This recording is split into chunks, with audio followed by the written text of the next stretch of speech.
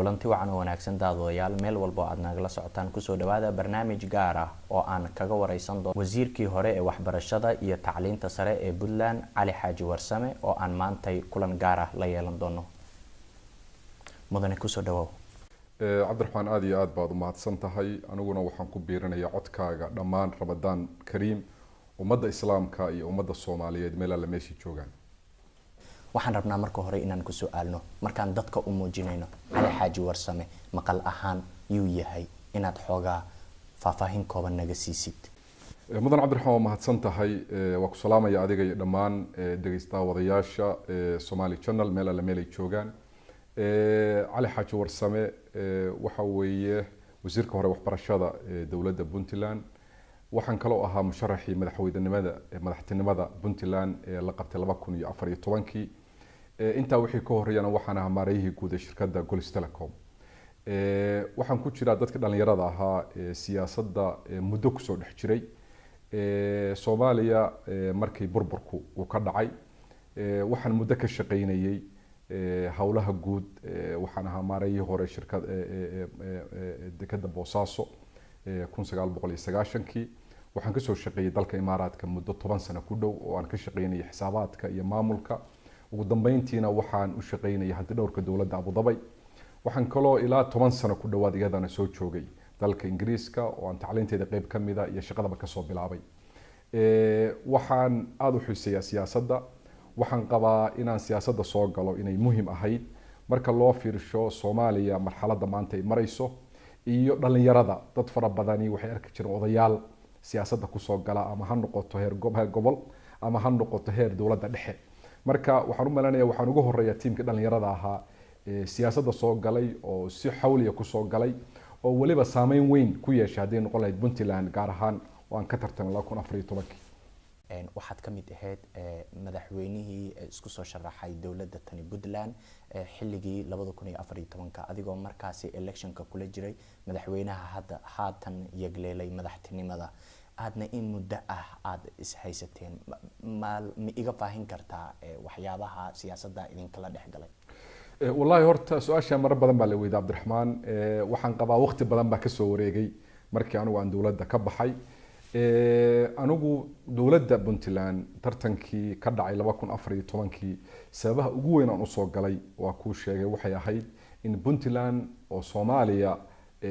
asaas u ahayd marka loo fiirsho maamul ka tirsan dawladda dhexe haddana sameeyay nidaam lagu kala dambeeyo oo doorasho leh oo madaxweyne leh oo baarlamaan leh oo hay'ad dastuuriya leh oo hay'ad maamul kale oo khadamaad xagga bulshada ah oo muddo soo jiray in aan maamulkaas ku biiriyo khibradayda aqooneed haday noqon lahayd xagga maamulka iyo haday noqon lahayd xagga maareynta labadaba. waxaan filayaa waqtigii aan doorashada ku jiray waxaan ahaa qofkii ugu badnaa oo socday marka loo fiirsho Puntland dhexdeeda. waxaan kaloo ahaa qofkii ugu badnaa ee soo jiitay dadka dhalinyarada iyo qaybaha bulshada kala duwan inay ku soo xirmaan oo daneeyaan dawladnimada. markii u dambeysay oo doorashadu ay dhamaanaysay anigu waxaan ahaa kaalintii labaad kaalinta waxaan soo galay doorkii labaad baan soo galay oo aan isku soo harnay aniga iyo madaxweyne Cabdiweli Maxamed Cali Gaas iyo madaxweynihii markaas Cabdiraxmaan Sheekh Maxamed Faroole waxaan anigu ku baxay doorkii labaad oo uma soo gudbin marxaladii saddexaad waxaan codkayga ku biiriyay madaxweynaha hadda xilka haya Cabdiweli Maxamed Cali Gaas. andhaho waxaad ku hartay marxaladii saddexaad umaadan soo gudbin marxaladii labaad. maya marxaladii labaad baan u soo gudbay tii saddexaad waan ka haray. marka codkayga waxaan ku biiriyay madaxweynaha hadda xilka haya waxayna ahayd heshiis u dhaxeeyay musharaxiintii markaa ka dhanahayd madaxweynihii xilliga markaa joogay Cabdiraxmaan Sheekh Maxamed Faroole waxaan isla waafaqsanayn qofka ugu horeeya oo dadka iyaga isbedel doonka ah inaan codkayaga ku biirino taasaa keentay marka anigoo 16 cod jooga iyo madaxweynaha hadda xilka hayo 18 jooga iyo madaxweynihii hore oo 31 jooga in marka guusha ay ku raacdo madaxweynaha xilka haya. markii uu dhamaaday electionku saad ogtay electionku waa xanuun badan yahay khilaaf badan baa ka dhasha waa la kala fogaadaa tiimamku waa isjiraan laakiin electionku markuu dhamaado waxay wax walba ku soo noqonayaan sidii loogu talagalay madaxweynaha la doortay waxaan kulligay ku khasbanahay inaan ula shaqeyno madaxweynahaas madaxweynuhu wuxuu iga codsaday inaan la shaqeeyo khaasatan xagga wasaaradda waxbarashada aniga oo markaa u arkay inay muhiim tahay inaan dalka wax ka qabto oo aan marna aysan iga go-onayn kaliya in aan ugu adkaado laakiin xataa haddii cid kale rayso oo ay guusha ku raacdo inaan dalka ka shaqeeyo waxaan u arkay munaasab inaan ka shaqeeyo wasaaradda waxbarashada intii aan joogay shaqada aan ka qabtay dadka Puntland iyo ummadda Soomaaliyeedba way og yihiin aniga madaxweynuhu marna ismaanaan qabanin wax khilaafuna dhex maray ma jiraan aragti kala duwanaan waa jirtay markaan electionka ku jirnay laakiin anigu sidaan electionka ugu galay si xoog leh oo xawli leh ayaan markaan wasaaradda tagana ku galay si xawli leh anigoo u arkaya wasaarad taabanaysa qoys kasta oo Puntland degan gurigiisa dhalinyarada taabanaysa tacliinta sare taabanaysa farsamada gacanta taabanaysa xawligaas laga yaabo marka inuu abuuray xasaasiyad dadka qaar waxay yiraahdeen kacaankii waa ka dheereeyay ama dawladda waa ka dheereeyay waxaana ay u jeedaan talaabooyinka aan qaaday oo runtii marka maanta wasaaradda meeshii la igu dhiibay loo fiirsho iyo meeshaan uga tagay ba ka sareysay anigu waxaan qaa madaxweynuhu waa ii hiiliyay markii uu xilka iga wareejiyay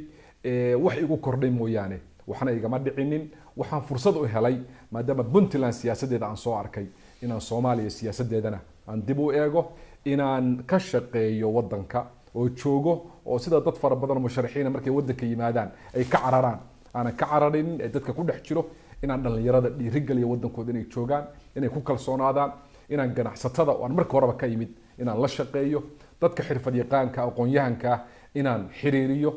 runtii waxaan isleeyahay dadaal badan oo aan sameeyeen aniga markaan ahaa wasiirka ayaan intaan wasiirka sameeyay dalka dibadiisa aan u baxay dhalinyarada la kulmay dumarkaan la kulmay aqoon-yahankaan la kulmay culimadaan la kulmay kulligoodna waxaan kala hadlayay Soomaaliya dalkeeni weeye inaan u soo noqono ka shaqeysano marka waxaan qabaa inaysan guul darro ahayn inaan ka baxee aniga shakhsiyan guul bay ahayd laakiin waa laga yaabaa shaqadan ka tagay oo wasaaradda iyo shaqooyinka la midka ahaa inay saameyn ku yeelato waxaanu aragnaa Cali Xaaji Warsame shacabku ama dadweynaha waxay isweydiiyaan mar walba magacaasi maqlaan ninka kaliya u taagan inuu ka hadlo dhibaatooyinka ka jira mar walbaba maxaad is leedahay ra'yi ahaan maxaad ka qabtaa inaad ka mid noqoto dadka ugu codka dheer ee maanta dhibaato walba jirta inaad ka hadasho ama u iftiimiso shacabka soo Cabdiraxmaan anigu waxaan wax ku bartay Soomaaliya oo dawlad ah waxaan soo gaaray Soomaaliya oo dawlad ah waxaan ka shaqeeyay Soomaaliya oo dawlad ah dad fara badan oo maantay dadka aan oran karo waa ragga cuslaaday taariikhdaas ma oga oo Soomaaliya dawladda ma aysan soo arkinin waxa laga yaabaa adigu inaadan waqtigaas ahayn nin ahaan weyn waxaan wax ku bartay cashuurtii ummadda Soomaaliyeed oo ilaa jaamacad waxaan ku bartay free anoo lacag laga qaadaynin runtii waxaan isu aaminsanahay inaan ahay qof dalkiisii jooga qayb weyn ku beerin kara hadday siyaasadda noqon lahayd hadday dhaqaalaha noqon lahayd hadday maamulka noqon lahayd hadday khibradda noqon lahayd waxaan qabaa Soomaaliya maanta waxay maraysaa meeshii nabiyullaahi Yuusuf calayhi salaam marka uu ninka madaxda ahaa oo waliba xiray oo inta xabsiga intuu ku jiray intuu yimid uu yiri ijcalni ala khasaa'in al-ardi inni xafidun caliim warniyo iidib maamulka maaliyadda aamin aqoon-yahan aan ahay maanta Soomaaliya waxay u baahan tahay in dadka wax tari kara ay banaanka u soo baxaan waxaan qabaa inaan contribution fiican aan ka geysan karo wax ku beerin karo sidaa darteed ayaa keentay inaan ka hadlo wixii aan u arkay inay munaasab tahay hadday noqon lahayd dadka dib heshiisiintiisa dagaalada dhaca iyo dhibaatooyinka dhaca hadday noqon lahayd dhalinyarada inaan la hadlo wadanka jeclaysiintiisa hadday noqoto tacliinta in la soo celiyo khaasatan midda xirfadda la oran jiray ama farsamadii gacanta la oran jiray oo maanta dhalinyaradeena waxbarashada iyo jaamacad ka baxaysa aysan awood u lahayn inay wadanka ka shaqeeyaan ama aysan lahayn skill iyo khibrad ay ku shaqeystaan inta wasiirkaana waxyaalahan xoogga saaray ayay ka mid ahayd dumarka iyo dhalinyarada waxaan qabaa inaan door fiican ku leeyahay kaliya in Puntland laga yaqaan maaha Soomaaliya oo dhanba laga yaqaan waxaan qabaa wadankeenu iyo wadan istaahila in waqti la geliyo in laga shaqeeyo dadka aniga la midka oo wax badan ogsoona waxay ku khasban yihiin inay ka hadlaan duruufta Soomaaliya iyo marxaladda ay marayso iyo sida looga bixi karo waxaad aragtaa in yara muuqdo khilaaf yare xagga madaxweynaha Puntland iyo adiga dhexdiina taasna maxaad nooga iftiimin kartaa horta khilaaf ma jiro runtii markaan saraxad ahaan u hadlo saan hore u sheegayna aniga iyo madaxweynuhu marna ismaanaan qaban laakiin waxaa jira waqtiga electionka waa la kala aragti duwanaa anigu waxaan qabay dadka aaminsanaa in wax weyn laga bedelo nidaamka Puntland ee ku dhismaysay 18 ama 17 sano ee la soo dhaafay raggii hore waa shaqeeyeen waxbay qabteen maamul bay sameeyeen dadka dambe oo gadaal ka imaanaya waxa laga rabay ma aha inay ku hayaan meeshii waxa inaanu wax ku darno waxay saxeen inaanu adkayno wixii ka khaldamay inaanu saxno waxay gaari waayeen inaan dhammaystirno meelaha aan isha ku haya waxaa ka mid ahaa inay Puntland ka guurto nidaamka 66 xildhibaan ay u guurto nidaamka xisbiyada badan arrintaas ballanqaad bay ahayd markii aanu ku jirnay electionkana waanu ballan qaadnay waxaa ka mid ahaa maamulka maaliyadda in wax laga bedelo Puntland dhaqaale fiican bay leedahay runtiina marka laga sheekay miisaaniyadeedu waa ay ku filan tahay kharashkeeda iyo waliba hawlaha dawladda waxna way ka bixin kartaa in wax laga bedelo oo miisaaniyad dalku ku shaqeeyo anigu waxaan hanti dhowr ka ahaa dawladda Abu Dhabi oo billions of dollars ee miisaaniyadeedu tahay oo department kasta ama hay'ad kasta ama wasaarad kasta oo dawladda Abu Dhabi leedahay waa soo audit gareey waxaan garan karaa wadanka dhan oo dadku ay u haystaan inay dadku wax iska bixiyaan in uu ku shaqeeyo miisaaniyad laga bilaabo hay'adda ugu hooseysa ilaa iyo presidential court ama rugta madaxweynaha ama diiwaanka madaxweynaha marka in miisaaniyad Puntland lagu dhiso ay ku guuleysato in miisaaniyad sax baarlamaanka la keeno laguna dhaqmo inay ciidan amni oo nidaamsan oo isku dhafan yeelato inay waxbarashada xoog saarto caafimaadka waxa la yiraahdo social services ama khadamaadka ijtimaaciga waxa la yiraahdo oo runta ay ku taagan tahay maamulka Puntland oo ku taagan yahay khaasatan waxbarashada dhalinyarada waad la socotaa wadankana waa laga cararaya si wadankii loo joogo waxay u baahan tahay in la siiyo waxay wadanku joogi karaan haday khibrada noqon lahayd farsamada gacanta haday noqon lahayd tacliinta tayada haday noqon lahayd tacliin la heli karo haday noqon lahayd ganacsatada anigu aan ka yimid waxaan ogahay waxay u baahan yihiin wadanka Soomaaliya dadku waxay diyaar u yihiin meel maal gashadaan xoolahoodii waxa lagu dhacayaa Kenya iyo Imaaraadka iyo Afrika iyo Zambia iyo Zaire iyo Congo lagu dhacayaa haday heli lahaayeen bi'ad wanaagsan oo wax gashadaan dhaqaalaha wadanka u soo celin lahaayeen marka runtii marka laga sheekeeyo waa laga yaabaa inaan ku kala duwaneen xagga sida wax loo maareynayo laakiin khilaaf shakhsiya horena uma jirinin haddana ma jiro waqtiga aan ka baxay dawladana ma jirinin waana la socotaa anigu idaacadaha waa ka hadlay waa soo dhaweey isbedelkii yimid haddana waa soo dhaweynaya waxaan qabaa sida hore kugu sheegay madaxweynuhu inuu fursad ii siiyay inaan scope ka weyn ama wax ka weyn Puntland aan Soomaaliya ku fiiriyo kana qayb qaato Soomaaliya dhismaheeda iyo mustaqbalkeeda waxaa dhaca in la kala aragti duganaado maxaad ku kala aragti duganaadeen madaxweynihii Puntland ee Cabdiweli Maxamed Cali Gaas iyo aad intii aan sharxay baa laga yaabaa inaan kala duwanayn waxa inta soo raaci kara sidaan ku sheegay anigu waxaan ku galay markii aan election ku dhamaaday oo wasiirka aan noqday waxaan ku galay xoog inaan dawladda wax ku soo biiriyo dadaal baan galay dhaqdhaqaaq weyn baan sameeyay safaraan galay shirar baan qabtay dadkii baan isu keenay waataan kulaha waxa laga yaabaa arrintaas inay u muuqato sidii nin kacaanka ka dheereynaya oo kale ama dawladda ka horeeya dareenkaasi waa iska imaan karaa waxaa dhici kara dad ka mid ah madaxweynaha tiimkiisa oo wali aan ka soo doogin doorashadii dhamaatay oo aaminsanaa nin culus oo degaankii jooga oo dadkii yaqaanin oo sumcad mujtamaca ku leh oo laga yaabay inuu leeyahay dareen iyo dooni siyaasadeed waa run anu waa leeyahay waana lahaa waxaan u shaqeynay wax u qabanayna waxay ahayd inay muuqato inaan wax qaban karo oo barita Puntland iyo Soomaaliyaba aan ka soo bixi karo meel aan dalka ka hogaabin karo marka runtii markaan Cabdiraxmaan ku sheego aniga madaxweyne Cabdiweli hadda khilaaf nagama dhaxeeyo si caadi aan u wada hadalnaa markaan doonaan wacaa waa iga qabtaa ama waa isoo wacaa wixii talaawaasiya wax dhibaato halka ka taagani ma jiraan waxaan rajaynayaa fursad badan oo madaxweynuhu haysta 2 sano iyo barba u haray inuu wax badan ku soo biirin karo wixii uu arkay in ka khaldameena inuu sixi karo annaguna diyaar baan u nahay wixii aan la qaban karnaa dawladda aan ku jirno ayaan ku jirnay inaanu la qaban anigu markii horeba uma tartamaynin inaan wasiir noqdo waxaan u tartamay inaan Puntland hogaamiyo waxaa labadan bari isdaba socda ama yoolka hadda lagu jiray la hiigsanayo 2016 inay Soomaaliya guud ahaan doorasho ka jirto siyaasiyiinta adigoo kala ah oo Soomaaliya magaca ku leh ama bulshada dhexdeeda laga yaqaano waxay qaarkood sameynayaan xisbi siyaasadeed gaar ah ma laga yaabaa xisbi siyaasadeed inaad adiga furato adigoo markaasi musharax u ah ama u taagan doorashada hadda soo socota ee bisha 9aad 2016 Soomaaliya ka dhici doonta Cabdiraxmaan ma hasantahay su'aal muhiim ah weeye doorashada soo socota xisbi lagu gali maayo anigu waxaan kamid ah dadka aaminsanaa inaan lagu noqonin nidaamkii hore 4.5 anigu cidna ugu darnaanaynin waxaan aaminsanaa inay cid walba ka faa'iideyso inay ka faa'iideyso Jubaland inay South West ka faa'iideyso inay gobolka banaadir iyo mataqaana muqdisho ka faa'iideyso inay galmudug iyo somaliland iyo puntland ba ka faa'iidayaan waxaan arkayay sida kaliya oo ay ku soo bixi karaan dad Soomaaliya wax ka bedeli kara inaysan ahayn qofka oo qabiilkiisa lagu soo doortay inay noqoto qofka kartidiisa iyo aqoontiisa iyo Soomaalinimadiisa iyo lilaahinimadiisa iyo diintiisa in lagu soo doorto runtii waa ka xumahay in ay si kala u dhacdo maadaama la isla waafaqay 4.5 anu waa soo dhaweeyay ragii soo dhaweeyaan kamid ahaa waxaan qabaa inaan xisbiyo lagu galeynin dawladda maanta xilka haysta ee waqtigeeda u dhamaanayo runtii waxaan qabaa inay fursada heshiisan ka faa'iideysanin waad garanaysaa Soomaaliya waxay ku jirtay ku meel gaar dawladda Cabdilqaasim ee cata lagu doortay waxay bilowday inuu madaxweynuhu ku soo noqdo magaalada Muqdisho laakiin madaxweynihii waa la qabsaday war lord iska qabsaday gurigiisa aakhirkii baa lagu koobay madaxweyne Cabdullaahi Yuusuf ku xigay waad garanaysaa wuxuu soo gaarsiiyay calankii Soomaaliya in laga taago filla Soomaaliya laakiin isagana waa la fashiliyay ama ha noqdeen maamulkii ka soo horjeeday ma garanaysaa maxkamadihii ama warlordskii ama beesha caalamka xataa waa la fashiliyay waxayna ku khasabtay Cabdullaahi Yuusuf intuu is casilo inuu marka Allah u naxariiste uu ka baxo siyaasadda waxa ku xigay madaxweyne Shariif tiimkii isagu uu ka tirsano madaxda uu ahaa oo maxkamadihii ahaa waatay iskhilaafeen oo iska hor yimaadeen inta Soomaaliya waxay ku jirtay ku meel gaar markii dawladda la doortay oo madaxweyne ka noqday Xasan Sheekh Maxamuud anigu waxaan ku jiray dadka rajo badan ka qabay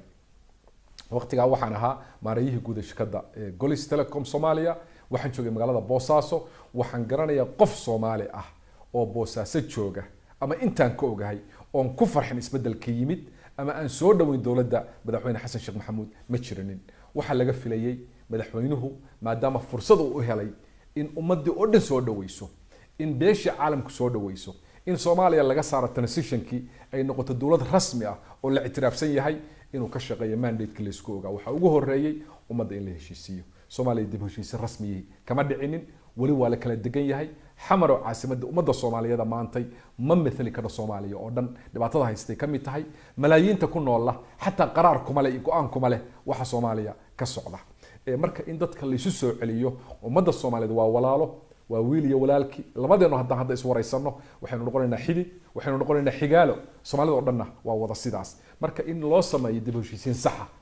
ummadan in ciidan loo sameeyo rasmi ah oo Soomaali oo dhan ka kooban ciidan beeleed aniga beesheeda hadii la wada ciidameeyo waxba tari mayso adiga beeshaada hadii ciidanka loo dhiibana waxba kordhin mayso ciidan Soomaaliyeed oo wada jira oo Soomaali oo dhan ka kooban oo bedeli kara ciidanka AMISOM oo dhowr iyo 20 kuna bedeli kara Soomaaliya nabad ku soo dabaali kara dalka difaaci kara xuduudihiisa ilaalin kara in la dhisa loo baahnaa waxa loo baahnaa in la dhameystiro dastuurkii waxa loo baahnaa in la dhiso dawlad ku dhisan sharci iyo kala dambeyn maanta magaalada aad u taqaanay oo xamar ahayd oo anagu aan ku dhalanay bal wax kale iska aan ku soo kornay kuma aan dhalan ku kornay wax kale iska daaye xataa waxa la iibsaday xarumihii dawladda waxa la iibsaday xariyihii dawladda iyo ciidamada waxa la iibsaday dhulkii wasaaradaha waxa la iibsaday meelihii hantida guud lahaayeen maantay wasaaradda waxbarashada anigu aan ka soo shaqeeyay iskoolka 15 May oo kali ah baa u haray iyo iskoolka Allahida ama Jaal Cabdinaasir inta kale waxay galeen gacan private wadankii oo dhan wuxuu ka baxay gacantii dalka Soomaaliya dib waxay ugu noqotay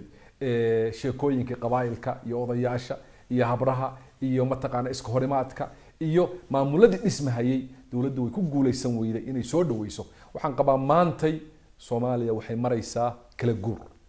crossroads baa la yiraahdaa bay maraysaa waxay yiraahdaan dadku ama do or die maanta Soomaaliya waxay u baahan tahay dad Ilaahay yaqaana ugu horeyn dad Ilaahay yaqaan arinta muhiim weey dad Ilaahay yaqaana waxay u baahan tahay dad jeebkooda ka weyn nin madaxa oo ku xisaabtamaya waxa jeebkiisa galaya ku xisaabtamaya aan Soomaaliya inuu taariikh uga tago ama dhalinyarada badda ku dhamaanaysa ama gabdhaha la kufsanayo oo ay mataqaana ay kufsanayaan mataqaana lagu kufsanayo meel ka soo Soomaaliya kamid ah ama waddanka la dhacayo ama cuntada faasidka shalay baa ugu dambeysay waxa laga soo dajiyay airportka Muqdisho cunto dhacday oo Soomaalida loo qaybinayo daawadii baa dhacday cuntadii baa dhacday dadkii baa la kala qoqobay dhiigoodii baa la banaystay masaajidii baa lagu tukan laayahay maanta waxay u baahnayd Soomaaliya inay soo baxaan waana sidaan rajaynayo dad bedeli kara maamulka maanta ka jira keeni kara inuu dalkan daacad u noqdo sheebkiisa ka weynaado anigu waa ku celcelinaya masaladaas madaxdii Soomaaliya soo martay waxay awood u waayeen sida Nabiyullaahi Yuusuf alayhi salaatu wasalaam war hal ii dhima maamulka xoolaha waxaanay aamin aqoon leh labadaas ay u baahan tahay Soomaaliya qof aamin ah aqoon leh bay u baahan tahay Soomaaliya isbedel bay u baahan tahay waxaan qabaa inaan door weyn ku yeelan karo qof kaliya kuma yeelan karo waxay u baahan tahay dad fara badan oo wiilal leh oo gabdho leh oo mataqaana aqoon-yahan leh oo culimo leh oo Soomaaliya ku soo celiya khadkii ahaan jirtay iyo sharaftay lahayd iyo magacay lahayd labada shardo ugu muhiimsan waxa weeye qofku ilaahayna inuu yaqaano jeebkiisana ka wan yahay ummadana xil ka saaran yahay una ku talagalayo inuu dalkan qaniga ah waa ku celinay dalkan qaniga ah inuu badbaadiyo khayraadkiisana inaguna aan ka faa'iideysano adduunkuna ka faa'iideysto marka ma inkastoo aan xisbiye lagu galaynin haddana waxaan rajaynayaa dad fara badan oo sifooyin kale inay yimaadaan dadkaasaan qabaa anigu inaan ka mid ahay wax badan aan kusoo biirin kara baan aaminsanahay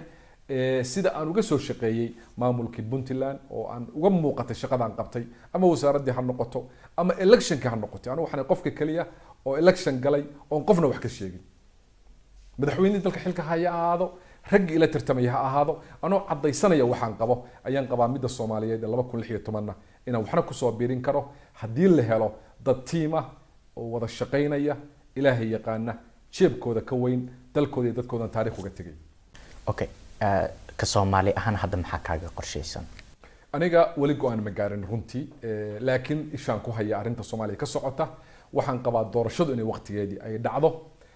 waxaan qabaa in madaxda maanta dalka joogta ama ha noqdeen madaxda dawladda dhexe ama maamulada ay ka fakaraan hal mar ah Soomaaliya iyo taariikhdeeda inay ilaahay ka baqaan way tagay adduunka way ka tagayaan inay Soomaaliya u diyaariyaan doorasho cadaalad maanta baarlamaanka waa howlgab oo shaqadiisa waa ka baxay maanta golihii wasiirada waa howlgab waxa shaqeynaya waa madaxda qaranka oo ah dawladda dhexe ra'iisul wasaaraha iyo madaxweynaha iyo maamulada madaxda maamulada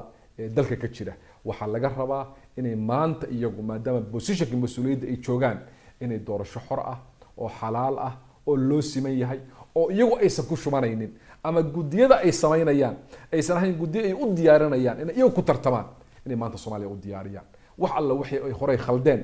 waxay u noqon doontaa wax lagu hilmaami karo ama lagu cafin karo waxaan qabaa ragga aniga ila midkaana inaan doorashada ka qayb galno qof kaliya wax ma xallin karo laba qof wax ma xallin karaan 10 qof wax ma xallin karaan waxa la rabaa mujtad ka kooban mujtamaca Soomaaliyeed oo dhan oo leh aqoon-yahankii oo dumarkii leh oo culimadii leh oo waxgaradkii leh inay isugu tagaan dadkaasana qabaa inaan ka mid noqon karo waxna inaan ku soo biirin karo banaamisan heshiiskii madasha qaran ee hadda loo fadhiyay meelmarintiisa ugu dambeysay ee magaalada tan Muqdisho sideed u aragtaa sida ay wax u socdaan horta runtii shirar badan baa dhacay ilaa hadda waxyaalaha la taaban karo haday ka dhabeeyaan waxa kamid ah in doorashadu waqtigeeda dhici doonto maanta golayaasha dawladda jirana ay sax ku darsanaynin waxa kamid ah waxyaalaha ay sheegan haday ka dhabeeyaan inay abuuri doonaan gudiyo dhexdhexaad ah ama ha noqdo gudiga heer qaran ee doorashada ilaalinaya ama gudiga heer maamul waxyaalaha ay ballan qaadeen haday ka dhabeeyaan waxa kamid ahaa inay si cadaalad u soo xulayaan xubnaha oo loo celin doono madax dhaqameedkii soo doortay 1912 oo 135 ahaa inay iyagu soo xuli doonaan ergada 51 ee xildhibaan ka soo dooran doonta waxyaalahay sheegeen haday ka dhabeeyaan waxa kamid ahaa inaysan dan gaar ah kala hayn doorashada soo socota iyagu ama ha noqoto madaxda dawladda dhexe ama maamulada waxaan qabaa haday taa ka dhabeeyaan waa lagu kalsoonaan karaa doorasho fiican baa dhacaysa insha Allah waxaan rajaynayaa Soomaaliya inay ka baxdo laakiin sida hadda soo baxaysa oo aad moodid inay wali isku haystaan 135 oday la magacaabo shirka hadda ugu dambeeyay Muqdisho ka dhacay waxa la filayay laba qodob muhiim inay ka soo baxaan qodobna wuxuu ahaa inay isla waafaqaan magacyada 135 xubnood ee oday dhaqameed ee soo xuli lahaa 51 xubnood oo dooranaya xildhibaanada in isla waafaqaan bay ahayd arinta baydhaba loo dibdhigay 20 bisha arinta labaadna waxay ahayd timetable-kii ama taariikhdii doorashada inay sheegaan waqtigaas la dooranaya xildhibaanada waqtigaas soo ururayaan waqtigaas la dooranaya mataqariiso baarlamaanka ku xiganaysa waqtigaas la dooranaya doorashada madaxweynaha waqtigaas ay dhacaysa oo ku eg sagaal koox qabiili wadankan ma maamuli karto koox gaari wadankan ma maamuli karto ummad wada jirta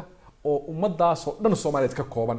oo ilaahay taqaana oo jeebkooda ka weyn oo ummadda u danaynaysa ayaa Soomaaliya 2016 badbaadin karta insha Allah waxaan rajaynayaa ramadaanka fadligiisa iyo ilaahay subhanahu wa ta'ala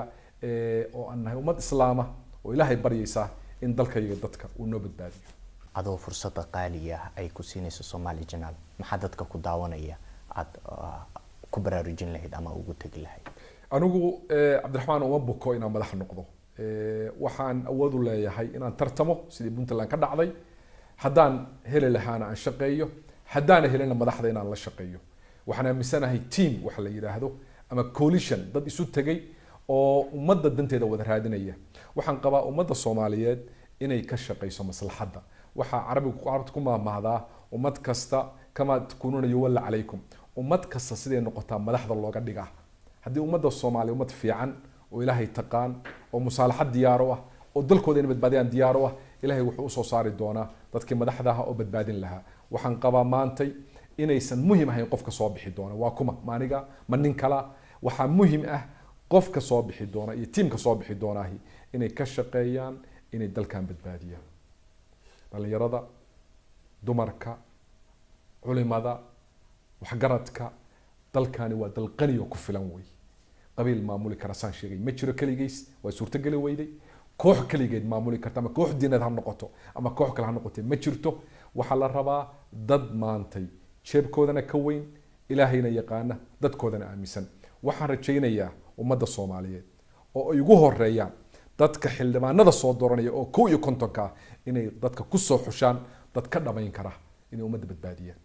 halkaas wuxuu dhan isugu imaan doonaan. haddii baarlamaan fiican yimaado madaxweyne fiican baa iman doona.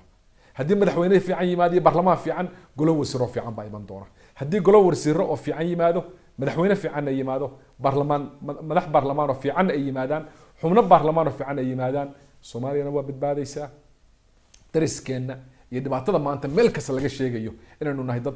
cayr ah, fuqara waa ka baxaynaa, dadka laynaya oo dil u taagan waa ka baxaynaa, dadkoodii aan ku filayn dalkoodii ka cararaya waa ka baxaynaa. dhalinyaradu adiga kula midka ay wadankaad ku kalsoonaan doontaan, waana ka shaqayn doontaan, waana xukumi doontaan. maanta fursadda taala waxa weeye inaysan 2016 naga dhuminin. waxaan rajaynayaa insha Allah in fursadda laga faa'iideysto. waxaan qabaa ragga adigu aad ka mid tahay Somali Channel iyo saxaafadda la midkaahi inay ka faa'iideystaan, inay ummadda u cadeeyaan inay doortaan dad ilaahayna yaqaana, ummaddaana u daneynaya, Soomaaliyana badbaadin kara.